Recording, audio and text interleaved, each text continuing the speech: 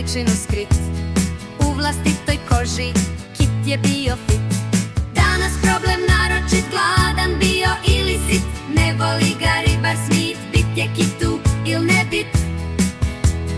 Ne voli ga ribar Smit, bit je kitu il ne bit. Ne treba mu odbrana, ne treba mu štit. O njegovoj snazi širio se mit. Pričao o njemu grčki otok Krit. Sve o kitu znao, lipi grad je Split. Danas problem naročit, gladan bio ili sit. Ne voli ga ribar Smit, bit je kitu il ne bit. Ne voli ga ribar Smit, bit je kitu il ne bit.